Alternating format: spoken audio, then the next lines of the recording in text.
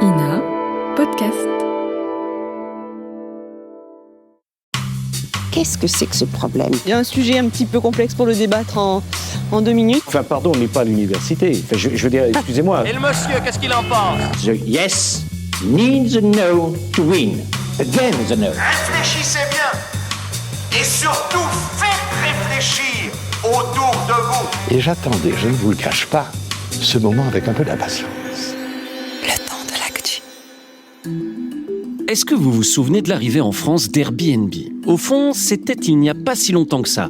Écoutez, octobre 2012, l'un des tout premiers sujets consacrés à la plateforme sur France 2.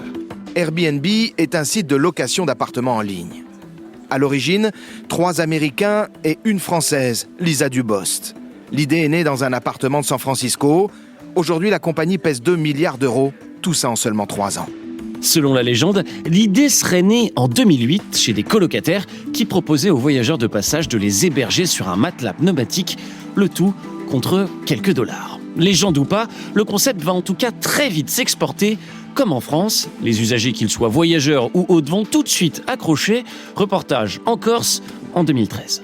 Quand on regarde les hôtels, c'est pas forcément donné, en tout cas en pleine saison, et que par le site, j'ai pu trouver des prix beaucoup plus attractifs et qui correspondaient à ce que j'avais envie, enfin en tout cas les moyens que j'avais à ce moment-là, donc c'est comme ça que ça s'est fait la première fois.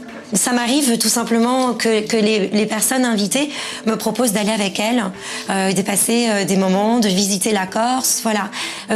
On n'offre pas qu'un hébergement, on peut offrir aussi des moments, d'où peut-être des rencontres absolument fabuleuses. Et oui, à l'époque, entre les Français et Airbnb, c'est encore la lune de miel. C'est nouveau, c'est à la mode, ça permet de faire des économies, voire des rencontres. Résultat, l'ascension de la plateforme va être extrêmement rapide. On est maintenant en 2014. Une révolution dans le monde du tourisme. Un réseau de 34 000 villes, dans 190 pays différents, est déjà utilisé par 10 millions de voyageurs. Né il y a 6 ans, ce géant de la location de vacances pèse aujourd'hui 10 milliards de dollars, plus que certains groupes hôteliers. Et s'il y en a justement qui voient ce succès d'un mauvais œil, ce sont bien les hôteliers. Rendez-vous compte, en 2014, rien qu'à Paris, 30 000 logements sont déjà proposés sur Airbnb, l'équivalent de 600 hôtels. Interview à l'époque de Laurent Duc, cadre de l'Union des métiers de l'hôtellerie. On paye de la TVA, ils n'en payent pas. Vous n'avez pas de charge sociale. Ils n'ont pas d'obligation de sécurité, de mise en accessibilité, de contrôle d'hygiène. C'est simple, ils n'ont aucune obligation. Et en parallèle, certaines dérives ne tardent pas à arriver. Il y a les locataires qui sous-louent leur logement sans l'accord de leur propriétaire et sans le déclarer au fisc. Et puis il y a aussi les loueurs qui en font un business.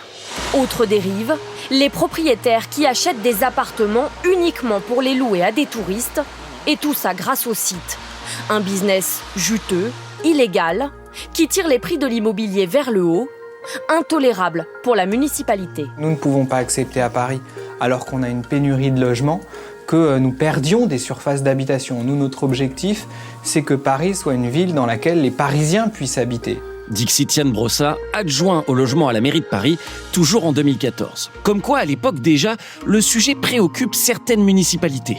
Pourtant, ça ne va pas s'arranger. Reportage de France 2 dans le centre de Paris en 2020. Dans l'île Saint-Louis, Jeanne-Marie Studler est l'une des dernières habitantes de cet immeuble. Sur les 20 logements, 12 ont été désertés. Autour d'elle, il n'y a plus que des locations. Tous les autres appartements, celui-ci, celui-là, celui du dessus, sont des locations de courte durée, oui. De type Airbnb. Ça provoque une spéculation de l'immobilier qui fait que plus aucun jeune ne peut venir s'installer ici, étant donné les prix qui sont pratiqués. Ses voisins sont partis. Elle ne croise aujourd'hui que des vacanciers qui viennent récupérer leurs clés grâce à ces boîtiers à code.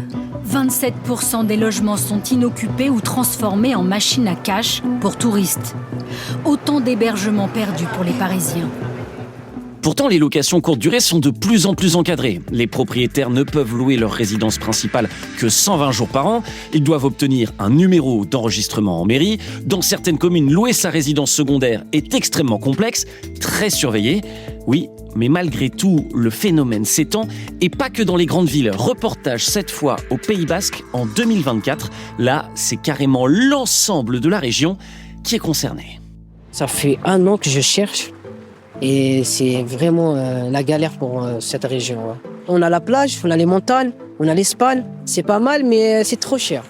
Alors comment endiguer le phénomène ? La loi Le Meur, adoptée en novembre 2024, censée notamment donner plus de pouvoir aux maires pour encadrer localement les locations courte durée, permet-elle de réduire le problème ? Et d'ailleurs, de quel levier disposent les municipalités ? Face à la crise du logement, faut-il interdire Airbnb ? On en parle dans le temps de l'actu.